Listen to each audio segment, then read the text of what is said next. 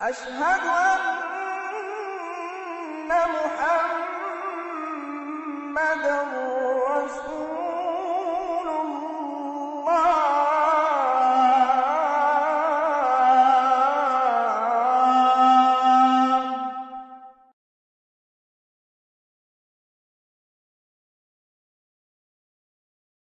بسم اللہ الرحمن الرحیم. السلام علیکم ورحمۃ اللہ وبرکاتہ. محترم ناظرین، پاکستان اس وقت ہمیشہ کی طرح مختلف نوع داخلی اور خارجی مسائل کے گرداب میں ہے.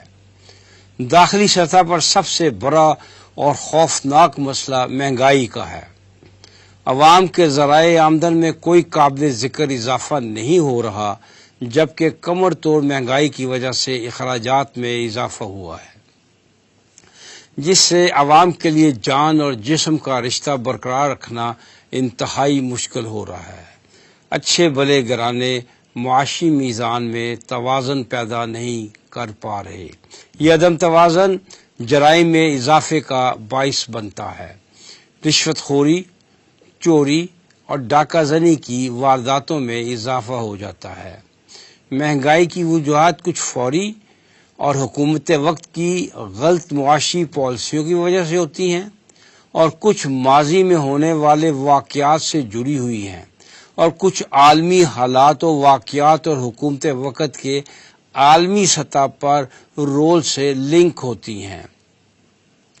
در حقیقت گزشتہ 3.25 سال میں موجودہ حکومت معاشی اور اقتصادی سطح پر حمالائی اغلاط کی مرتکب ہوئی ہے.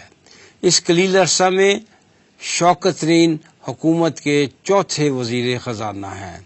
سوال یہ ہے کہ اگر آپ ایک وزیر خزانہ کو 1 سال بھی نہیں دیں گے تو اس عدم تسلسل سے کسی اچھی پالیسی کے ثمرات بھی کیسے ملیں گے؟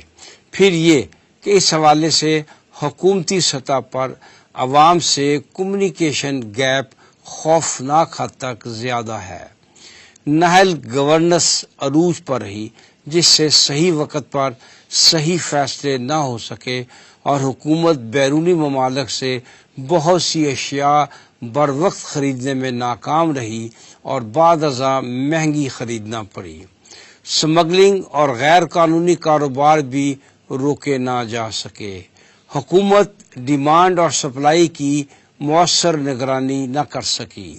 نتیجتاً GDP گروتھ ریٹ کم ہوا. پیٹرول، بجلی، گیس، گھی، آٹا، چینی، ادویات، الغرض بنیادی انسانی ضروریات کی بہت سی اشیاء کی قیمتوں میں ہوش ربا اضافہ ہوا. ملک کے وزیر اعظم زمینی حقائق سے کوسوں دور تصوراتی دنیا میں کھوئے رہے. ماضی میں حکمرانوں کی بدعنوانیاں پر شور و غوغا تو بہت رہا، لیکن عملی طور پر کوئی نتیجہ نہ نکلا، جس کی واحد ذمہ دار حکومت ہی نہیں بلکہ ملک میں اس حوالے سے رائج قوانین اور عدالتی نظام بھی ہے. ہماری اعلیٰ عدلیہ بھی اپنی اصلاح میں بری طرح ناکام رہی، جس کا بھرپور فائدہ معاشی مجرم اور مافیاز اٹھاتے رہے. علاوہ ازیں سابقہ حکمرانوں نے سرکاری خزانے سے جس بے دردی سے کھلواڑ کیا تھا، اس نے پاکستان کو بری طرح مقامی اور عالمی قرضوں میں جکڑ دیا. اس حوالے سے کورونا وبا سے ہونے والی عالمی معاشی بدحالی کو نظر انداز نہیں کیا جا سکتا. وہ دنیا جو کہ تقریباً 2 سال سے مکمل معاشی جمود کا شکار رہی، اب عالمی سطح پر کساد وزاری کا شکار ہو رہی ہے، اور معاشی ماہرین کے مطابق ابھی بدترین حالات مستقبل میں آئیں گے. بہرحال دنیا بھر میں معاشی مندی کا بھی پاکستان کی معیشت پر انتہائی برا اثر پڑا ہے، اور جب دنیا معاشی مشکلات سے دوچار ہوگی تو یقیناً پاکستان پر بھی اس کے اثرات آئیں گے. آج قرض اور سود کی ادائیگی کی مد میں فوجی بجٹ کے لیے مختص رقم کے قریب پہنچ چکی ہے، اور آئندہ اس میں اضافہ ہوتا نظر آ رہا ہے. معاشی صورتحال کے حوالے سے گزشتہ پون صدی کی تاریخ پر نگاہ ڈالیں تو ایک اچھے اور غیر جانبدار تجزیہ نگار کو معلوم ہوگا کہ حالات اچھے کبھی بھی نہ تھے، البتہ لیپا پوتی ہوتی رہی۔ پاکستان معرض وجود میں آتے ہی امریکہ اور مغرب کا لاڈلا ہو گیا، کیونکہ امریکہ سوویت یونین کی بڑھتی ہوئی طاقت اور کمیونزم کے نظریہ سے انتہائی خائف تھا۔ وہ اپنی سپرمیسی اور سرمایہ دارانہ نظام کی آل آؤٹ جیت چاہتا تھا۔ ان دنوں میں پاکستان کا دشمن بھارت سوویت یونین کے کیمپ میں تھا۔ بھارت اور سوویت یونین کے درمیان پاکستان ایسی ریاست تھی جس سے مغرب کی دوستی اس لیے ضروری تھی کہ سرد جنگ اگر خطرناک صورتحال اختیار کر لے تو سوویت یونین کی بغل میں امریکہ اور مغرب کا انتہائی قابل اعتماد دوست پاکستان موجود ہوگا، جو ان کا بھرپور ساتھ دے گا، جس سے انہیں دشمن کی ہمسائیگی میں مناسب ٹھکانہ دستیاب ہوگا۔ لہذا ڈالرز ہی کی نہیں، گندم، خوردنی تیل اور بہت سی اشیاء ضروریہ کی لگاتار بارش برسنے لگی۔ 1965 کی پاک بھارت جنگ کے بعد امریکہ نے پاکستان کی تنابیں کھینچی۔ 1971 میں پاکستان دو لخت ہوا، مہنگائی کا سیلاب آیا۔ بھٹو اپنی دور حکومت میں بہت سی تقریریں مہنگائی کی وجوہات پر کرتا رہا۔ پھر سوویت یونین افغانستان میں آدم کا۔ جتنے عیش پاکستانیوں نے اس دور میں کیے کبھی نہ کیے ہوں گے، لیکن یہ عیش ہماری جڑوں میں بیٹھ گئے۔ ڈالروں کی فراوانی نے ہمیں تباہ و برباد کر دیا۔ مثل مشہور ہے کہ ایڈ دراصل ایڈز سے بدتر ہے۔ پھر بھٹو کی نیشنلائزیشن کی پالیسی نے ہماری معاشی اور اقتصادی حالت پر بم گرا دیا۔ ہر غیر جانبدار ماہر اقتصادیات یہ تسلیم کرتا ہے کہ بھٹو کی نیشنلائزیشن کی پالیسی کے مضر اثرات سے ہم آج تک نجات حاصل نہیں کر سکے۔ گزشتہ صدی کے اواخر میں ہماری معاشی مشکلات پھر شروع ہو گئیں، کیونکہ سوویت یونین افغانستان سے واپس چلا گیا تھا۔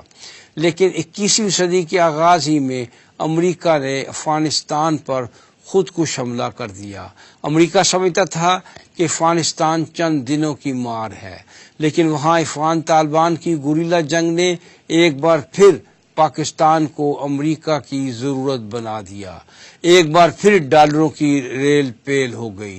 یہ بے وقت کے ڈالر پاکستان کی اقتصادی جڑوں کو کمزور کر گئے، لیکن انہوں نے عوام کو مہنگائی کی تپش محسوس نہ ہونے دی، اور صرف خواص ہی نہیں، عوام بھی کسی حد تک ڈالروں کی مٹھاس سے لطف اندوز ہوتے رہے۔ اب 2021 میں امریکہ شکست کھا کر واپس فرار ہونے پر مجبور ہو چکا ہے، اور وہ پاکستان کو اپنی شکست کا باعث قرار دے رہا ہے۔ اسے اب پاکستان سے کچھ لینا دینا نہیں، لہذا وہ تمام سوراخ بند کر رہا ہے جہاں سے پاکستان کی مالی مدد ہوتی تھی۔ اب امریکہ سے ڈالر صرف اس صورت میں بڑھ سکتے ہیں اگر پاکستان بھارت کے ساتھ مل کر چین کا محاصرہ کرنے میں امریکہ کی کھل کر مدد کرے، لیکن یہ اپنے ہاتھوں اپنی قبر کھودنے والی بات ہوگی۔ امریکہ وقتی طور پر ساتھ دے گا جیسے وہ ماضی میں کرتا رہا ہے، اور ہمسایہ چین جو اقتصادی جن بننے کے ساتھ ساتھ بڑی عسکری قوت بھی بن چکا ہے، ہمیشہ کے لیے دشمن بن جائے گا، اور بھارت کے لیے پاکستان کے حوالے سے بہترین موقع ہوگا کہ وہ اپنے تمام حسابات چکا لے۔ گویا مہنگائی کی ایک وجہ یہ بھی ہے کہ اب ہم امریکہ کے کسی کام کے نہیں رہے، اور کون نہیں جانتا کہ دنیا کے تقریباً تمام مالیاتی ادارے اور دیگر بڑے ممالک امریکہ ہی کے اشاروں پر ناچتے ہیں۔ دینی جماعتیں اس حوالے سے عجب تضاد کا شکار ہیں۔ ایک طرف ان کا افغان طالبان کے حوالے سے موقف یہ ہے کہ وہ بھوک برداشت کر لے، وہ کٹ مرنا پسند کر لے، لیکن امریکہ کے مطالبات کے آگے نہ جھکے۔ دوسری طرف جب پاکستان کا وزیر اعظم ایبسولوٹلی ناٹ کہتا ہے، CIA کا چیف جو صدر امریکہ کے بعد دنیا کا طاقتور ترین انسان ہے، اسے پاکستان آنے پر ملنے سے انکار کر دیتا ہے، اور امریکہ کی ڈپٹی سیکرٹری جب پاکستان آتی ہیں تو اس کی شکل دیکھنا گوارا نہیں کرتا، جس پر امریکہ رد عمل دکھاتا ہے اور پاکستان میں مالی مسائل اور مہنگائی کا طوفان اٹھتا ہے، تو دینی جماعتیں اس معاملے میں حکومت کی پیٹھ ٹھونکنے کی بجائے اور امریکہ کے خلاف ڈٹ جانے پر حکومت کی پشت پناہی کرنے کی بجائے لوگوں کی طرح مہنگائی کا رونے لگتی ہیں۔ یہ تضاد ہے جو دور ہونا چاہیے۔ دینی جماعتیں حکومت پر لازماً تنقید کرے، لیکن جو مہنگائی حکومت کی نااہلی کی وجہ سے ہو رہی ہے اور اغیار سے تصادم کے نتیجہ میں جو کچھ ہو رہا ہے اسے الگ رکھیں۔ سیاسی جماعتیں بھی مہنگائی پر شور و غل تو بہت کر رہی ہیں اور تحریک بھی چلا رہی ہیں، لیکن مہنگائی دور کرنے کا اپنا کوئی منشور سامنے نہیں لا رہی کہ ہم حکومت میں آ کر فلاں اقدام اٹھائیں گی جس سے مہنگائی دور ہو جائے گی۔ گویا یہ امکان بھی نہیں ہے کہ حکومت کی تبدیلی عوام کے حالات میں کوئی تبدیلی لا سکے گی، جس سے عوام میں مایوسی پھیل رہی ہے۔ یہی وجہ ہے کہ تحریک اور جلسے جلوسوں میں عوام اور اپوزیشن کا ساتھ نہیں دے رہی، حالانکہ وہ موجودہ حکومت سے سخت نالاں ہیں۔ انشاءاللہ تعالی اسی پر آئندہ بھی گفتگو جاری رہے گی۔ وما علینا الا البلاغ۔